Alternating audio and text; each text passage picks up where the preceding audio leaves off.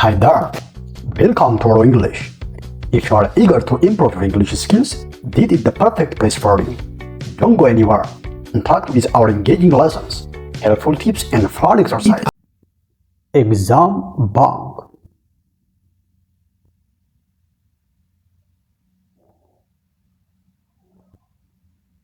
Let's get started.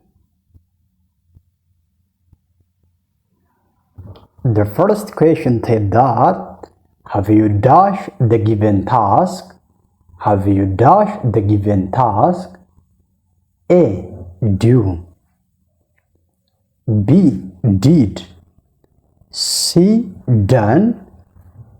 D. None. Let me give you 50 seconds and try to answer it within a given time.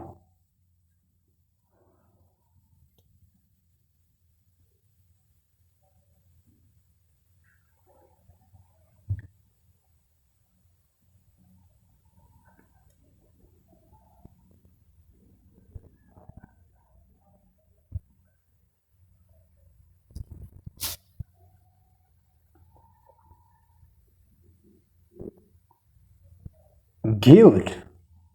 If you choose C, you have gotten the answer. The appropriate answer should be done, because just from the question by itself we can understand that the tense is present perfect tense, because start with have. Here we do have. So the appropriate verb which needs to be filled here need to be V3 or past participle. So the appropriate verb needs to be V3 or past participle. So here we do have do. This is verb 1. Did will be verb 2. So done will be the verb 3 of do or does. So we have to select this one. Deebiinsa danii ta'uu qaba jechuudha. Maaliif have you jedhee gaafa eegalu almost waan ta'uu isaa namni kamiyyuu ni beeka jedheen na amanaa. Maaliif present perfect tensichi hojii cheennichi kan dura eegaledha, garuu raawwatame. Kanaafuu have you jedhee gaafa eegalu iddoo kana galuu kan qabu appropriate kan ta'e verb 3 dha. So verb 3 filachuu qabna jechuudha. Verb 3. The next question is, she dashed tea every morning. She dashed tea every morning. A. Drink. B. Drinks. C. Drinking. And D. Drank. What will be the best choice?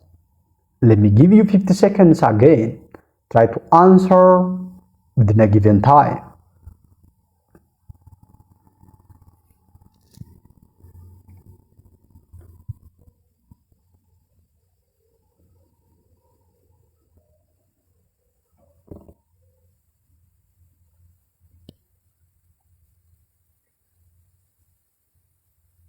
Good.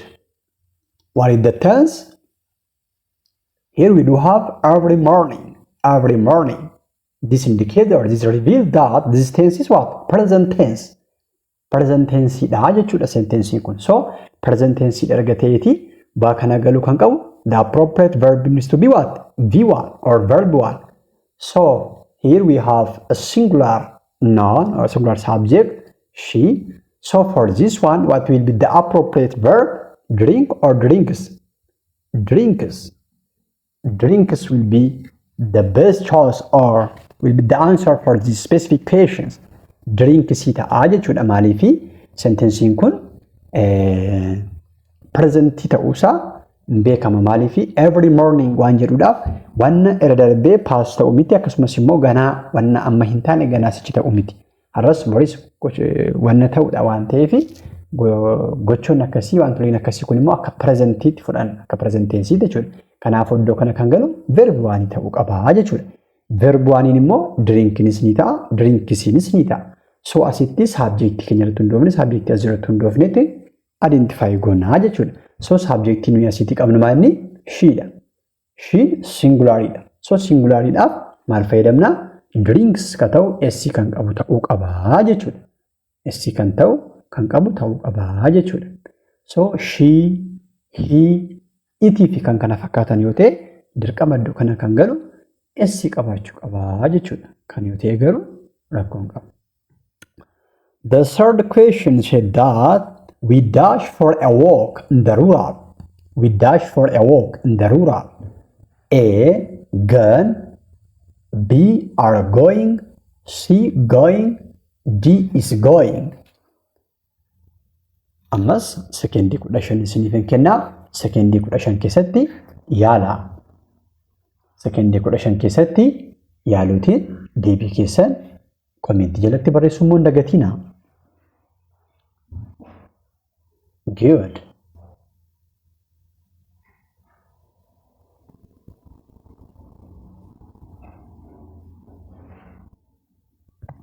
Are going jettaniittu yoo ta'e argattaniittu jechuudha. Argattaniittu jechuudha. Why?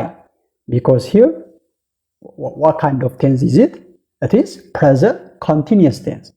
Present continuous dha jechuudha. Gochichi ammumallee namtichi kana haasa'aa jiru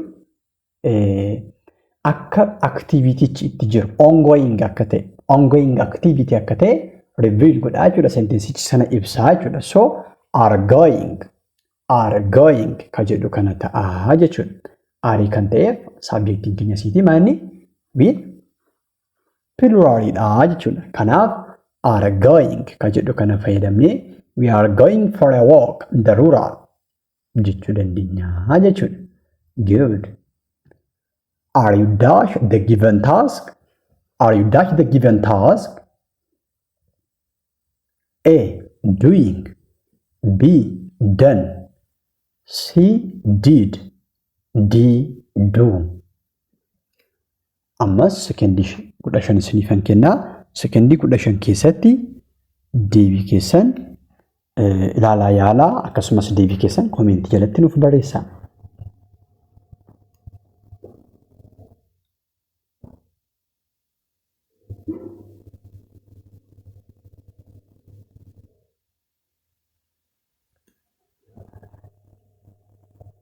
Good. Doing jettaniittu yoo ta'e haalaan argattaniittu jechuudha. Haalaan argattaniittu jechuudha.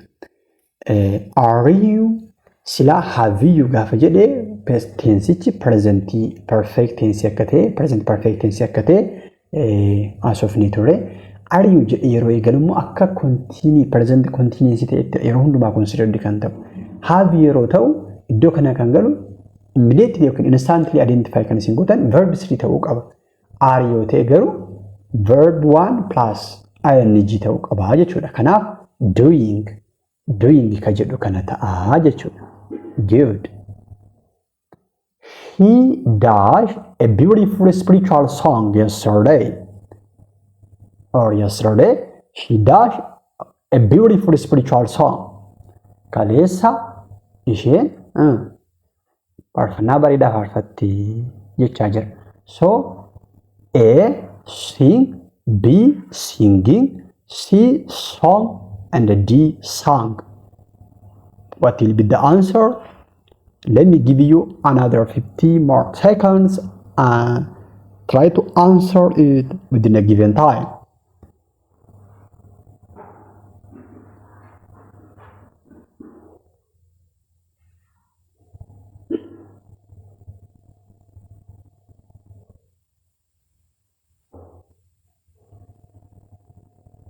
Good.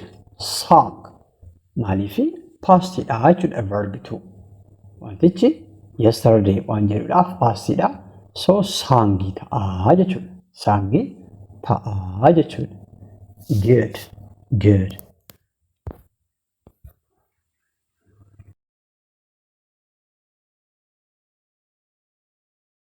Good.